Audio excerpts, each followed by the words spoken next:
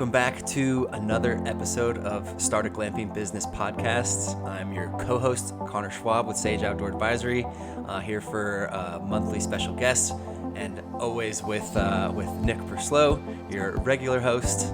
And today, I'm very excited about the episode that we have today because it's a dear friend and mentor of mine for quite a long time now, 5+ years, and that is Blake Smith, the CEO and founder of Walden Retreats in Austin, Texas. And he's been a good friend of mine and has created a really incredible business and really pioneered the Austin glamping market, which has gotten a lot of attention. And really set quite a strong example for the industry as a whole. And he's got an awesome story. So really excited to jump into today's episode. So welcome, Blake. And maybe just to start off, before we get to maybe your personal story, if you could explain to us just a little bit so the audience knows, like, where is Walden Retreats? What's the unit types, kind of the guest experience, what level of luxury is it? And then we'll kind of jump into your personal story. Yeah. Connor, Nick, great to be here. Thanks for the invite, and happy to share more about my journey with Walden.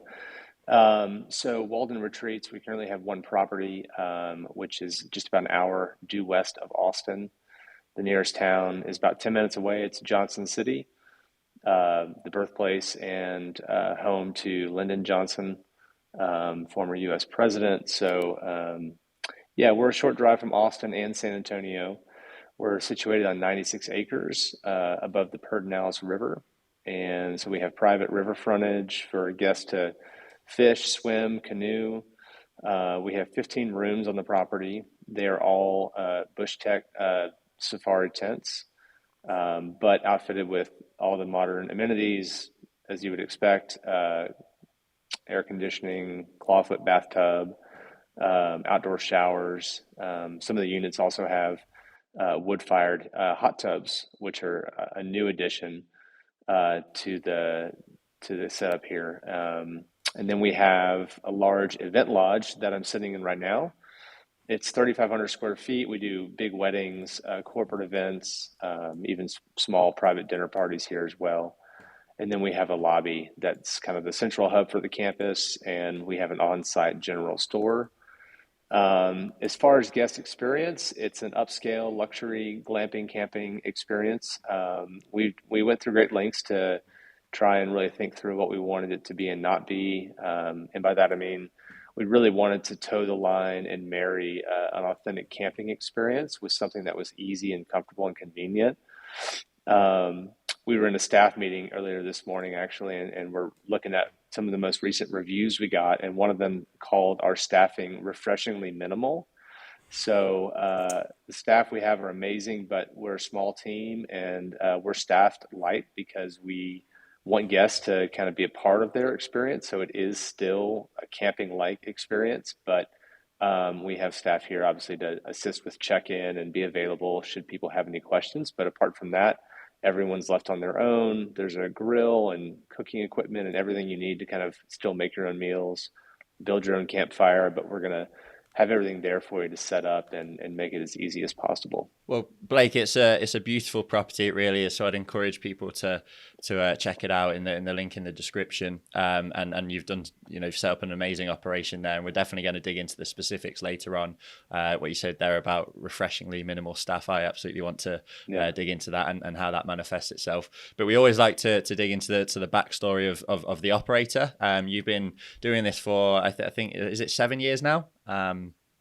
And that's that's pretty as Connor was saying in our kind of pre-show meeting, that's like 70 years in the glamping industry because it is such a new industry.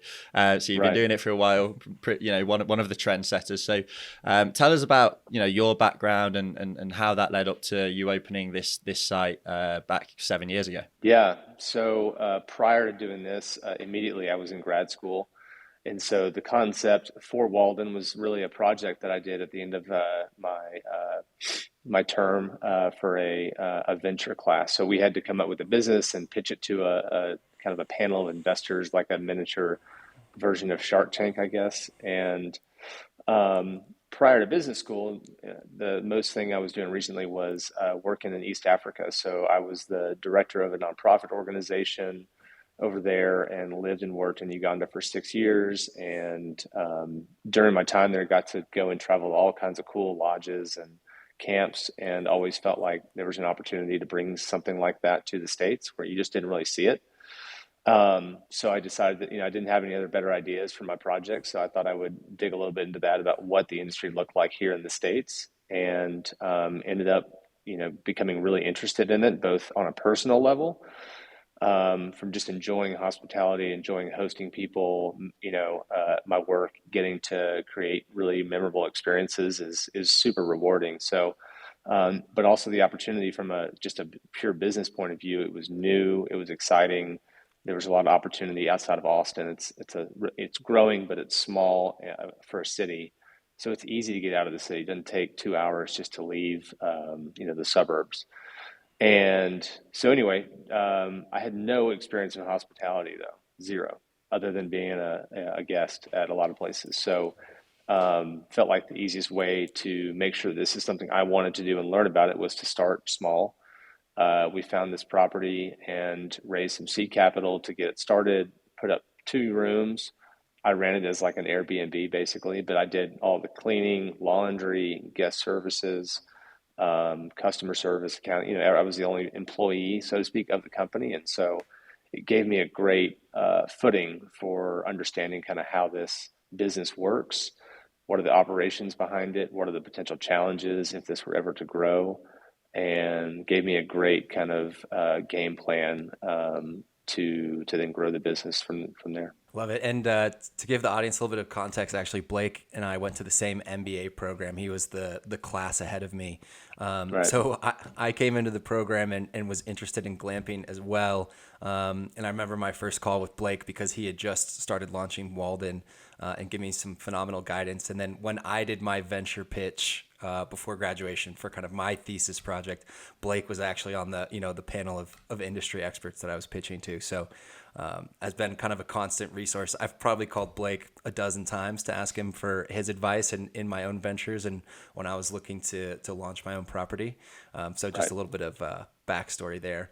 And, with your guys' property, and I love the story of, your journey to East Africa and bringing some of that back to the States. What do you see as maybe like the positives and negatives of like a canvas-based unit or in your experience? On the plus side, actually, I'm going to go with the negative side, so we end on a positive. The downside of canvas is that they don't obviously withstand extreme weather conditions very well, both in our situation, mostly to being extremely hot.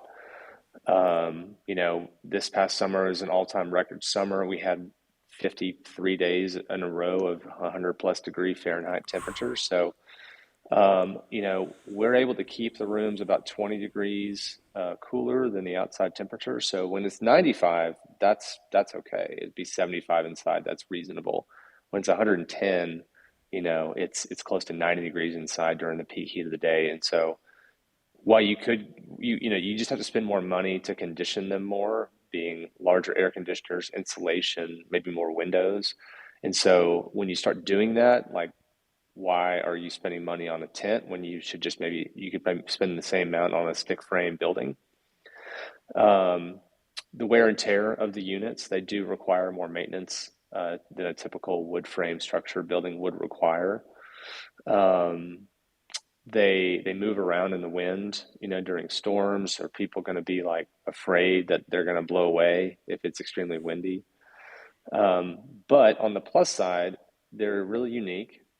People really do feel like they're camping, and we didn't want people to forget the natural environment that we all live in by escaping to some hermetically sealed, conditioned box and then just stay inside all day. Being exposed to the elements, whether it be hot or cold, and having to prepare your trip accordingly and packing, we feel like it's kind of one of the fun parts of camping, like preparing to go on this kind of adventure.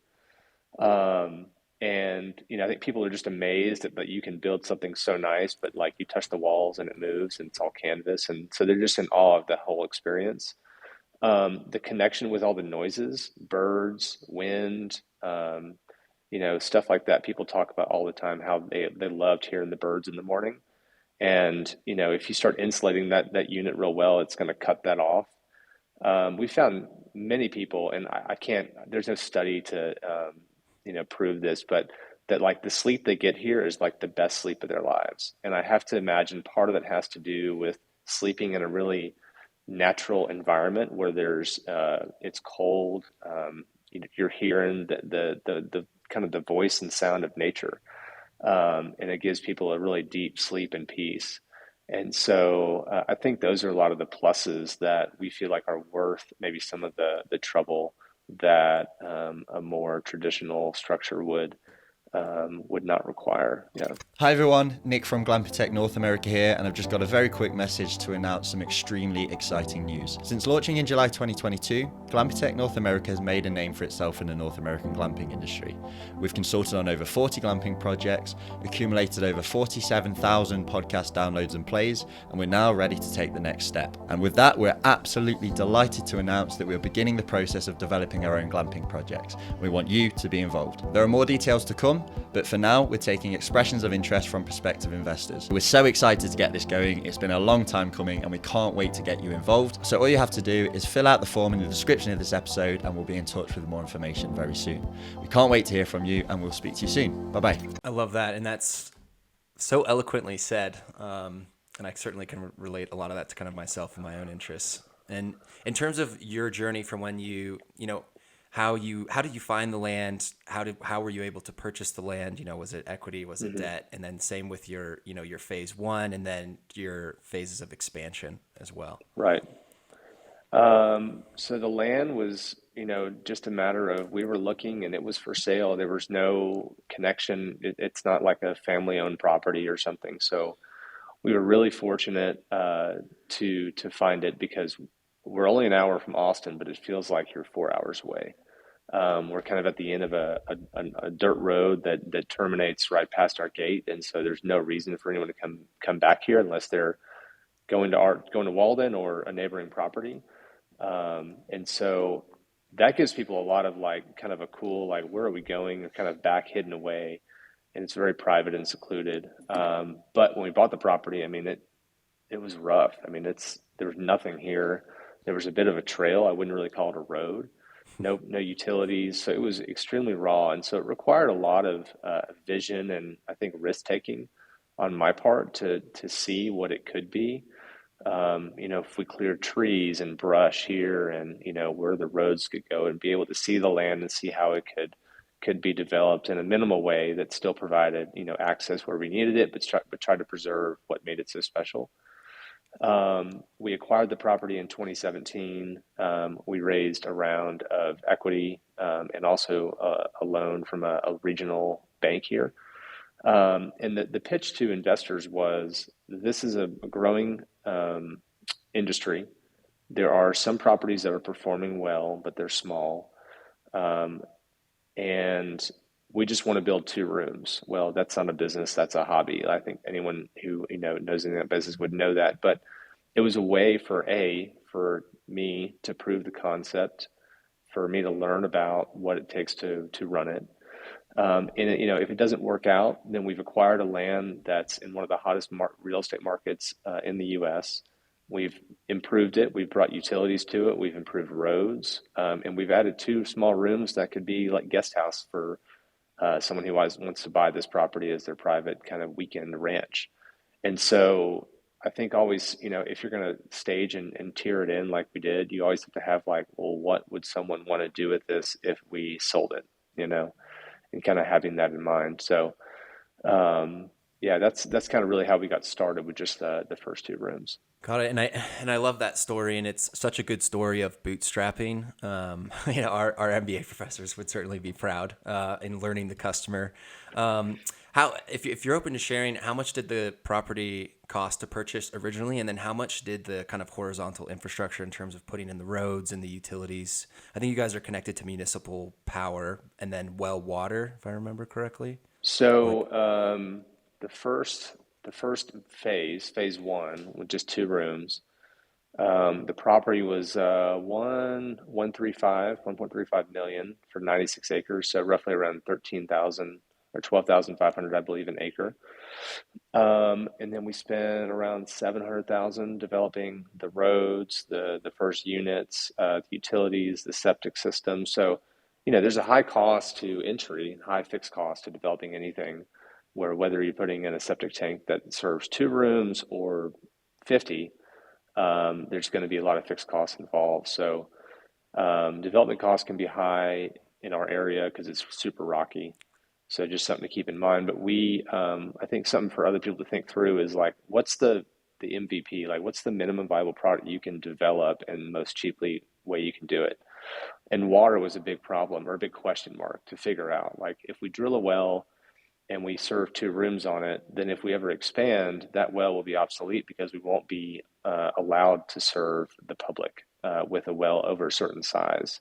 In Texas, you start serving more than, I think it's 25 people a day, more than like 60 days a year, and you have to have a well that's permitted by the state, and it's a lot bigger. It's much more expensive. It's got to have a chlorination system and all that. So we said, all right, we're just going to buy 2 nice looking metal, like stainless steel water catchment tanks. And there's a water hauling service we can pay to have them fill it up. And we have a little pump that, draws water from the tank and provides it for the room. And it was risky because we had to keep a close eye on how much water was being used.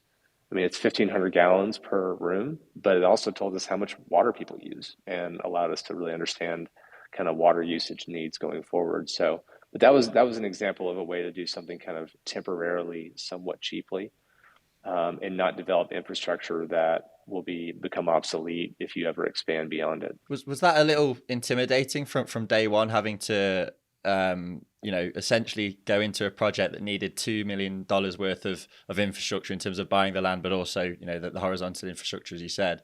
Was that a lot of people, if that was their first, hospitality project, would be like, I want to try something a little bit easier and cheaper with less risk? Did that ever cross your mind, or were you confident going into it from day one? Well, yeah, but I think this property was so spectacular that again, it's like we're improving the land. So if this doesn't work out, the downside of risk was we sell the property. This isn't a software company where like the software just becomes like zero. There's obviously risk to it, but not to the point where, we weren't going to recover any of our money, if not always make money. And so I think that really offset it.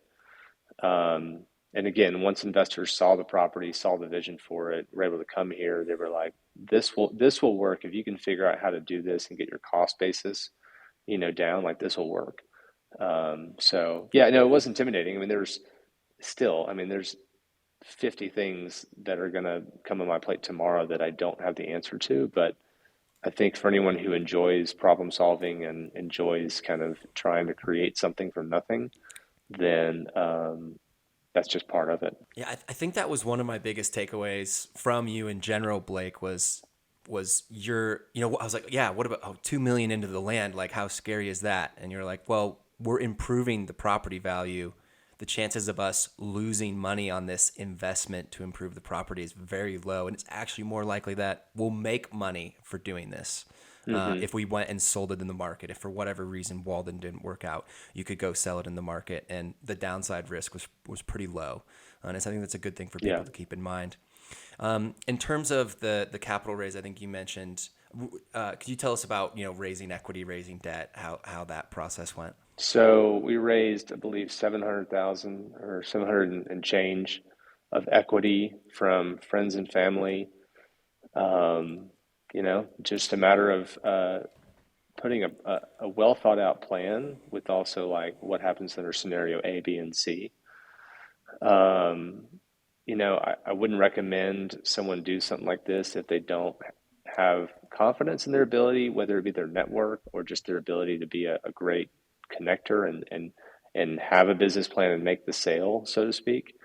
So I knew that was something that, based on kind of just where I had grown up, people that I knew, that I had connections that could at least give me a conversation into someone's office. And if you don't have that, I'd say it's just going to be really hard to start as a complete unknown. No one knows your name. No one knows who you are. No one knows what you've ever done. I think my background in, working overseas and building this nonprofit organization and a business that we developed in a place where there's chaos every day, and trying, and managing an international run business, I think spoke to my ability to see something through, and take a concept, and just figure it out. So I think on the fundraising part, that's just all things you have to really take inventory of before you endeavor to do something like that. And it was still really challenging. It took, I think, 9 months to a year, of a lot of meetings and a lot of, this is cool, but this is not. And again, like, you know, building 2 rooms is not going to make anyone a ton of money. It was more like, this is how we can get started, and you can be the first, part of that piece of that. And then also speaking to the broader industry.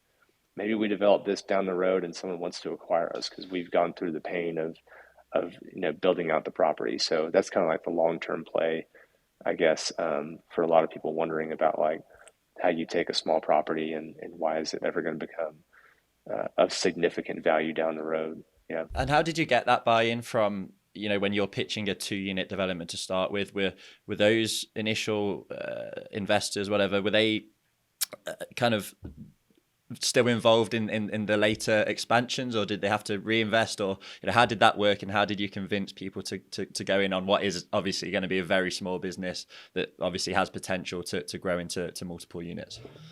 I mean, the answer is there was one investor who is extremely wealthy, who I was able to get a meeting with. He loved the idea. He had traveled to all kinds of places like this in Botswana. So I think on a personal level, he thought, this is cool. This has potential. This is a great piece of property. If it doesn't work, we'll recoup our money. It's a pretty safe investment. And getting your first investor, like everyone kind of wants to know, like, well, who else is involved? And it's a name game to not ultimately, but like it can be very predicated on what other people are involved, how much have you raised so far. That is like the first hurdle to kind of get over, and that can really increase your chances of closing the round once you have some momentum. So, but it was a lot of smaller checks for sure, and so I think we've got now 42 limited partners, and so that can be a lot of relationships to manage on the one hand, but when you're small and just trying to get started, you'll take a check for any amount almost, So, yeah. That's great to know, and I think that whole section is just fantastic. Not only for the specific advice, but just to know the experience that you went through, what's required to get something like this off the ground. It's obviously not easy. There can be scary moments, so I think that provides a really good insight. Moving on to the site itself, and starting with the name. I'm intrigued by the name. I'm presuming it's Walden Retreats. I'm assuming it's based on the book Walden. That's right. Yep. It is. So do you want to kind of, I know it's quite a famous book, but it's not exactly like Harry Potter, which everyone will know everything about. So can you just kind of tell us a little bit about the book and the principles behind the book, and then how you blend that into the guest experience at Walden Retreats? Yeah. When I decided to finally commit to, trying to go and start this, the first thing I did, and I had some really great advice from from colleagues, is, develop like a brand book, like what is this new venture? What does it look like? What's the name? What's the logo? I mean, you feel like those are somewhat insignificant things, and they have diminishing return perhaps, but when you're going to go raise money and you have something just kind of like on a white presentation that's just like bullet pointed, and you're trying to pitch someone on like a luxury camping, it's going to require a sense of refinement and expertise, and like your pitch book has to kind of match the product you're selling. And so I went through a branding exercise, hired someone to help me think through the brand, and went through a variety of different names. Something that was, I think, A, there was a website available, so the URL was available. B, was easy to pronounce. And, the icing on the cake would, if it somehow relates to the product or service that we are, then that's, I think the best of what you can hope for. So, Walden, is a book that I read in high school from Henry David Thoreau. He wrote it in 1854. it was kind of a reflection on his experiment. He left Boston and moved out to a cabin in the woods that he built on Ralph Waldo Emerson's property. And so he built this cabin in the woods and lived there for a year. And then the book Walden is kind of his reflection on the importance of slowing down, of living intentionally, of being exposed and living in conjunction with nature. And he went to town, and it wasn't like he was living like totally off grid like all the time. He had friends, and but he spent a lot of time just in the woods, kind of thinking, writing, journaling, reflecting. And so I just felt like that was a very fitting name. From a like it's easy to pronounce and say, and it reflects the type of experience that we're trying to create here. But B, there's a lot of really great poetry that we use as brand content all the time.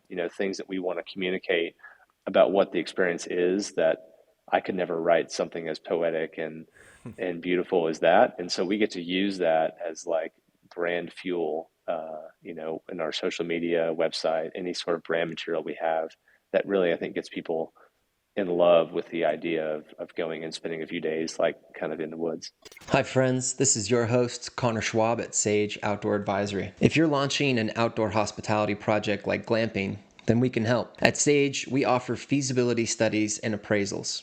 Essentially what that means is we look at the market and your proposed business offering and do an in-depth analysis and financial projections to make sure that your business is profitable. This is something that's very helpful to know before you spend all of your time and resources launching. This is also particularly helpful if you're going to be raising money from a bank or private investors to capitalize your project. They're going to want to see this type of in-depth analysis from an independent third-party specialist. We've done over 250 projects across the US in the last 4 years, so we know what it takes to take a project from concept to reality. If this sounds like something that would be helpful to you, you can go to our website, sageoutdooradvisory.com, and you can schedule a complimentary intro call with one of our specialists. Thanks. Blake, when I'm talking about you, I often characterize you as one of the most thoughtful operators and entrepreneurs that I know from like every single detail. And I think the name just exemplifies that. And I think out of all the names and founding stories that I've heard, like that story has the most depth and authenticity. And it is really good for the listeners to kind of think about like, hey, like really put some thought into this. How many layers can this impact in your business? And I know like you even have the books on all the guest beds, right? So they can read this book that the name is based off of and hopefully inspire them. The last part of making a room is setting the bed with a blanket that kind of goes in the corner, and that copy of that book goes on that blanket. So the guest has to interact with that book. They have to pick it up and move it. Maybe they just put it on a shelf, but it's not a book on the shelf. We thought, no, I want them to maybe pick it up and read a page or two of it. So they have to touch it unless they snuck on the other side of the bed and just didn't bother with it. But I don't think that's ever happened. I actually think it's a brilliant bit of marketing and branding. The way it aligns brilliantly with the book, and as you say, it kind of generates content in it by itself. And adds together. I think it's fantastic. And then so you used a phrase earlier, or a phrase that your guests had used, refreshingly minimal staffing. I'd love to know what that means in practice at Walden. So we've gone through a couple different iterations of our staffing model. When you think about a hospitality or a hotel, you're open technically 24 hours a day, meaning, there are people in your business 24 hours a day, 365 days a year. But a lot of times they're off campus, they're sleeping, but they're still your guests. And so, we've had a staff where, the schedule, the property was manned, I think first was 8 a.m. to 9 or 10 p.m. every night. Because you get people who come like on a Friday, they get off work and then they're going to drive from Houston, which is like a 4-hour drive. So they won't get here till like 9 or 10. And so, but most people would be here during the typical check-in window of like 4 to 7. And so we've had to shift our schedule. And this is only doing so after learning what the patterns are and knowing, we're only going to be missing 1 or 2 check-ins a week by doing this. But we've cut it down to the lobby is now open 9 to 7. We created a video for how people can check themselves in. if they arrive after 7 p.m. And we're in close contact with the guests. So if they say, "Hey, I'll be there at 7:30," like we'll stay. We want to make that first impression like the best and memorable. So we want our staff to be able to check them in. And when I say check in, I mean just, taking their bags to their rooms, giving them a little bit of a rundown of how the tent is situated, how everything works, because there's some features of our room that people aren't used to, like how the air conditioning systems work, how the grill works. And all that is going to help you not have to answer their phone call at 11 at night when they can't figure something out. So, um, and then seasonally, we're in a pretty seasonal environment, as a lot of glamping properties are. I say we're open. We will 2024. We're going to be open, except for about 6 weeks in the summer. This year it was about 2 weeks we were closed, but we've just seen demand dip so low and it's so hot that we've had to adjust our availability when it's just brutal out here. And so our staffing has had to change. So, bringing in like basically a core set of staff, a general manager, property manager, and then two like guest services staff. And then we also have a full-time director of sales that runs all of our weddings and corporate events. And then bringing on additional housekeeping help and maintenance during like basically April to June, and then September to December for like kind of the peak season. And could you just run us through the numbers in terms of the staff that you have for a 15-unit property? So currently we have 5 on-site staff, combination of both full-time and part-time. We have 1 salaried staff. Our general manager is on salary. The others are all hourly employees, 2 of which work full-time. One of them is part-time. Our housekeeper is part-time. And so housekeeping has been the hardest position to fill, as I think most people would probably expect. And so whenever we bring a new person on, we kind of hire them with the expectation that like everyone's going to have to pitch in with housekeeping a little bit. Maybe it's just stripping a room and getting all the linens and all that kind of trash and stuff cleaned out. And then you let our key housekeepers who know how to reset a room properly do that. But because we're small at only 15 rooms, the numbers don't justify hiring a bunch of full-time employees. And so that is somewhat of the crux of small businesses, small properties, is you're busy enough where you can't do it on your own. So you obviously need help, but you're not big enough to keep full-time staff happy and busy, especially when it comes to all the demand side of things, marketing and social media, and that's a whole nother part of the equation. So currently we have 5 on-site staff members with a couple of like housekeepers that do contract work for us. So on Sundays when it's really busy and we're turning the whole property for Monday, we'll have them come in to help, get it all done, in like a 7 or 8 hour shift. What's the best avenue for you finding these staff, particularly like housekeepers or guest services? Pray. No, I'm kidding. So I think if someone is considering, and I knew this going in, but I think had I done it over again, I would have put a little more thought into it. Don't just think of like, well, what's the best, environment or destination or a pretty property? Like, what staffing or what availability for a market for employees is there in your area? What's the housing situation like? I mean, I think housing is a big deal across the country, but especially in our situation, there just aren't a lot of housing options. And so most people who work here are going to be driving 30 to 45 minutes to get to the property, and that's a big deal. So we found a general manager on LinkedIn, and then we've recruited through Indeed. We put up posters in like local coffee shops and restaurants. Try to use word of mouth. Friends. We've hired people who live like close to the property, and they might know someone. And then we've had seasonal workers who own their own RV and will live here through, I think it's called Camp Worker or Work Camp maybe. And that's a marketplace of people who are looking for seasonal jobs, maybe for 6 months at a time. They have an RV, so if you can provide like a place for them to set that up and provide like free utilities, and like in our case, we allow them to do laundry for free in our laundry facility, and And then they'll be here for a 6-month contract. So that's been a good resource, and I think a great way to not have to build housing for your employees. But if you can set up your property where you have like a back area that they can park their RV, and maybe it's kind of out of sight, out of mind for any guests, then that's been a good avenue for us. But staffing is constantly, I mean, we're always recruiting, always, because we never know if one of our team members may decide to go do something else, may get recruited away. And so we always have to stay on top of that. That's such a good point, and it's something that maybe isn't necessarily talked about as much as it should be, is recruiting staff and the housing availability. And one thing we encourage our clients to do a lot is to have to consider on-site housing or staff housing, or like you said, the work camp website for people can bring their own RV, but having some sort of solution in mind, because that's going to make it quite a bit easier to hire good talent. Yeah. You've recently launched, I think in the last year or two, the wedding and events business with your new lodge, which is stunning. How's that been going? Any kind of lessons learned, or how's it been in terms of revenue generation for you? It's been slow to pick up compared to just kind of the transient overnight stays. And so, but we had a busy fall for weddings. I think we did 5 weddings this fall, mainly the month of October and November.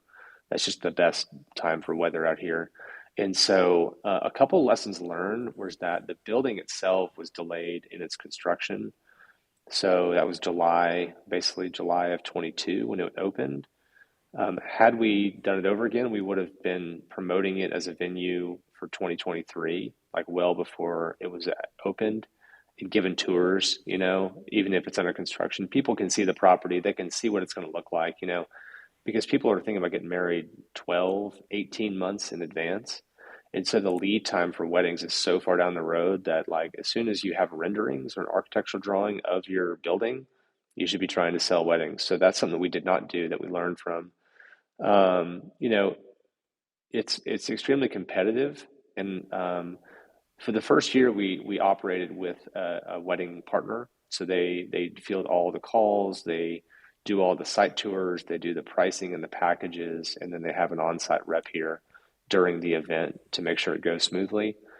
And we decided for next year we're moving away from that and doing it in-house. But one of the reasons we did it was because we're not a wedding venue. Like, we're a hotel that wants to do weddings.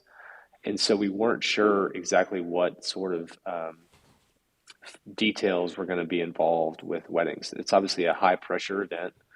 And something we didn't know a lot about. So this was kind of a way to get our foot in the water to make sure this is something that we can do in-house before we committed to it. And, what we've learned is the expectation from a venue is you're there to make sure the building is immaculate, that everything works properly, that the facility is taken care of, that obviously the guests staying in the rooms are taken care of as we would for any guest. And then having an on-site wedding planner or coordinator make sure that's part of the bride and groom's arrangement, so that we're not the on-site wedding coordinator. We're just here to make sure the building doesn't catch on fire, and then we have someone here to help. But there isn't a lot of expectation from a venue to do much more than that. And so the bride and groom kind of know that they need to have a wedding planner. Their caterer has to clean up after themselves. Those are all kind of baked into the endeavor for them. And so that gave us a lot of relief that this is something we could do more of and do in-house. But again, kind of going back to like how we started, we just want to try something, learn from it, and make sure that we can do what we say we can do, and take a little bit slower approach. So anyway, we're excited about the wedding potential for next year. We've had a lot of inquiries, and the weddings we've done here have been amazing. Everyone's really raved about them. We've done 170 person like traditional Indian wedding. That was a 3-day event with all kinds of, the groom was on a horse, riding through like a big white horse riding through the property. And so to like a smaller kind of 80, 90 person, seated dinner. So, yeah, but it's a special venue. It's very unique. And the fact that we have on-site rooms is great because they can book it for their friends and family and be able to stay here and spend 2-3 days, with them during the wedding, instead of just seeing them the day of and then they're gone. So talk about such an authentic experience, and so unique and beautiful. Like, yeah, that's the dream venue. Yeah. Go ahead, Nick. Yeah, and then one question that I've not really asked on here before, but I'm starting to get a little bit curious about. So I'll let you be the first one to answer it. Is midweek occupancy is presumably more difficult to achieve Right. than weekend occupancy. First of all, do you see that bearing out at Walden? Do you see a drop off in midweek occupancy? And then second of all, do you have any strategies, tips, tricks, etc., to boost that midweek occupancy? Yeah, so we're for sure a weekend heavy destination. Monday, Tuesday, Wednesday are usually pretty slow, especially like January, February, July, August. Um, and I think any hotel struggles with that. That's not unique to luxury camping, or glamping. But strategies around it are, we don't have Wi-Fi in the rooms on a kind of a philosophical basis, but also even operationally, it would be hard to pull off. We just don't have a ton of service providers who could do that. So we have Wi-Fi in the lodge, and the lodge is when it's not being rented out, it's a common area for guests. So for anyone who can work remotely and be out here and be looking at this beautiful vista over the river, we try to promote it as a work remote destination. And then I think the most obvious one is like you just give huge price discounts for midweek. And then your weekends the delta on the weekend rate may be 2x what it is during the week. And that's just a factor of price and demand. And, people may say, hey, let's go and take a cheaper vacation we can take time off work on a week during the week and take time off that way. You can offer up, buy 2 nights, get a third free. So there's all kinds of specials and promotions that I think you can run. I mean, none that I can say right now with 100% confidence, like that has changed it. It's just a factor of how people live their lives and what their travel schedule is like. So it's something we're always trying to improve, though. And you scored a really exciting partnership with Long Branch Bourbon. Can you tell us a little bit how you were able to how to pull that off and how that came about? Yeah. Well, they actually reached out to us. They were looking to provide kind of an on-site real activation for their customers. Kind of if Long Branch were a destination, what would it be? Where would people go to enjoy their product? And that was reflective of kind of what they wanted people to experience when they're drinking a glass of Long Branch. And so the idea for like creating a Long Branch ranch somehow came up in their brainstorming session. So I don't know how they found us. It wasn't some sort of strategic partnership that I thought up. It was a matter of answering a call and then having a conversation and learning how this could work. So it's really just been for this year. So it'll end at the end of the year. But what it's been has been they've done a number of on-site events for their team for Long Branch, which is owned by Wild Turkey, which is owned by Campari Spirits. And so they've had the first event was a media event that they brought down for this Long Branch Ranch suite. So one of the rooms is the Long Branch Ranch room. It's the same general layout as our current rooms, but they've updated and changed some of the styling, some of the pillows. And then anyone who stays there gets a bottle of bourbon and a bunch of merchandise with their stay to take home. And so then they've done a bunch of media campaigns. They had a big event where they brought media from around the country to come stay here and see it.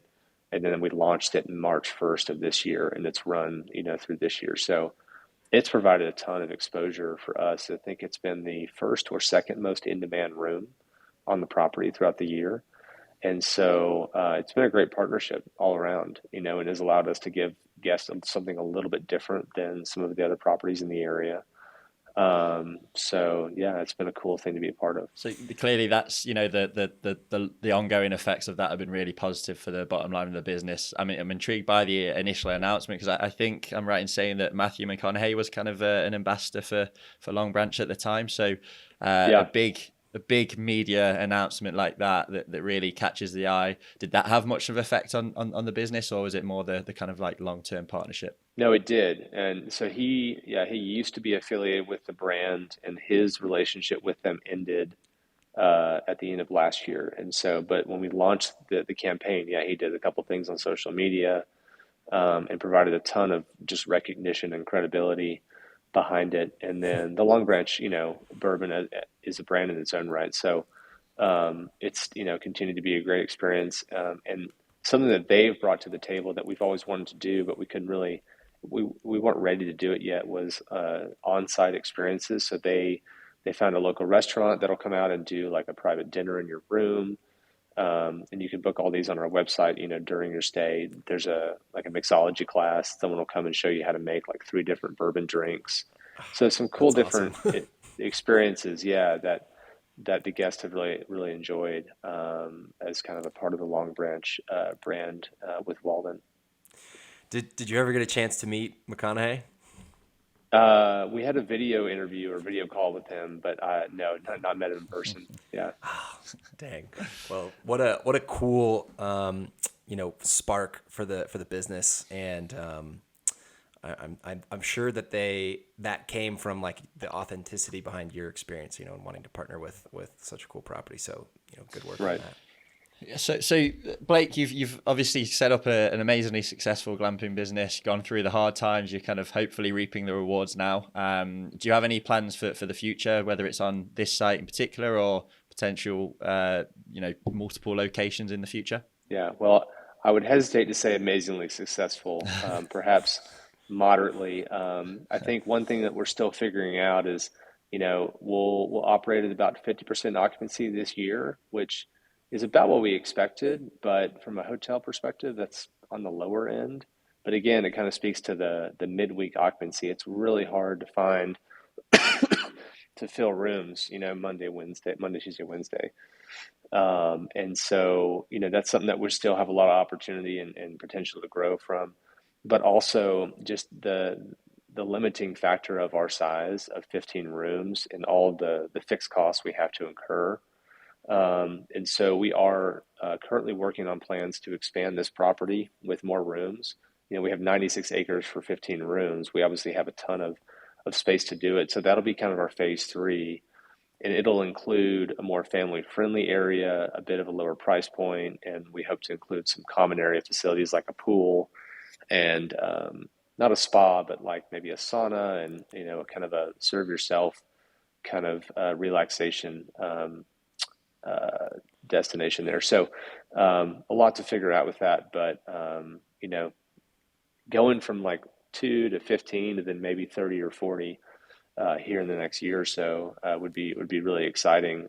But I think if you're not an experienced operator and you don't have a ton of credibility from can I build and run something? It's gonna look like that in my experience. So you're gonna have to phase it in. Fortunately and unfortunately. Fortunately, you get to learn a lot, so you don't make too many mistakes, and it helps, allow you the flexibility to make adjustments the next time around. And you haven't built a 90-room hotel and didn't provide enough bathroom facilities or something, But yeah. I don't even know if I mentioned this earlier on in the podcast, but I really hope that, or I'm looking forward to your next expansions. Our company, Sage, had the pleasure and privilege to do the appraisal to get the loan for some of the expansion, and it's such a cool project for us to get to work on. And I know we put like Blake's company on our website and basically just try to piggyback off the great brand that he's created. So really looking forward to the next sets of expansion. Yeah, no, Sage has been a huge key to our success to get the deal done. So hopefully we'll be having more conversations about that in our expansion. And Blake, I'll close off my line of questioning with the question that we ask every operator. Always the same. Well, I say it's almost the same answer. The last guy that we asked this to gave not quite the enthusiastic answer that we usually get. But are you happy with your decision to start a glamping business? Yes, 100%. But I'll say the things that are challenges first, and I'll say the things that I love about it. The challenges are just, all the problem solving. How are you going to do utilities? How are you going to staff it? So many tens of thousands, it seems like, decisions that have to be made, and you can't outsource them. Like, you have to be on top of it. You have to understand everything about how the business looks, feels, touches, runs, lives, and breathes.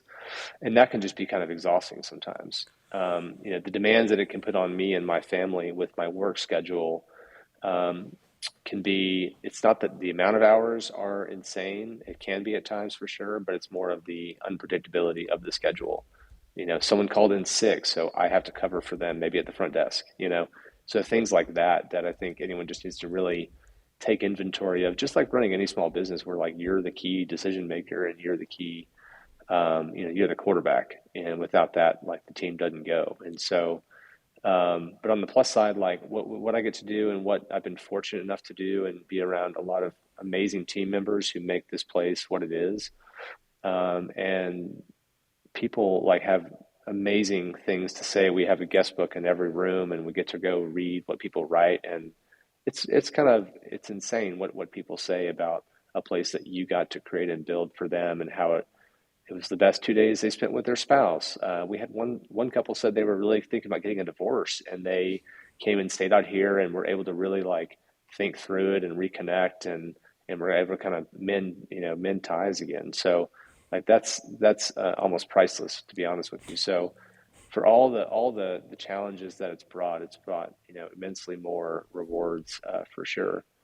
Connor, you remember this quote from business school? The chance to work hard at something, or the chance to look back at your life with satisfaction, is to live twice. Something to that effect. Yeah, I think it's written on the wall. Yeah, and so I always kind of took that to heart. Like I want to do something that I believe in, that's meaningful, that I can always look back on and have a lot of satisfaction beyond just whatever it did to my bank account, And so. Anyway, it's been a hell of a journey for sure, and it still is today. So we're still kind of in the middle of the muck, so to speak. But it's been super rewarding in many ways. Amazing, that's incredible, and well, what a story about that couple as well. Very cool. I know. I think that probably happens a lot more often than people would think. But I've heard similar before from another operator. Yeah. So glamping is healing the world's marriages. Clearly, that's right. I know. Is there anything that you would like to ask the audience in terms of Walden and next steps? And then if so, how could people get in touch with you? I would say we currently allow kids 8 and older. We experimented with allowing all kids, and it never worked well. But what are the key things from any families out there who would love to take their kids to some sort of glamping experience that they would like to have, whether it's a crib or, I've got 2 young boys, so I kind of have an idea, but I'd like to know from the broader audience what they would want and what are the things that are most important to them from a family perspective. And how can they get in touch if they have the answers? Yeah, they can just email me. So B Smith, B as in Blake, Smith at waldenretreats.com. Awesome. So if anyone wants to offer their feedback of, if they've got a family and want to share with Blake what would be really important to them on a glamping trip, go ahead and shoot him an email and let him know. Blake, I can't thank you enough. You've truly been my biggest mentor over the past 5 or 6 years, and I can't even count the times that you've helped me out. So it's such a pleasure and a privilege to have you on the show and share your incredible story. So thanks so much, and that's a wrap. All right. Yeah, it's a pleasure, Connor. Nick, thanks for the invite. Always great to share what I can and hopefully be of use to someone out there. So thanks for having me. Thank you, Blake. Really appreciate it. Cheers. Yeah.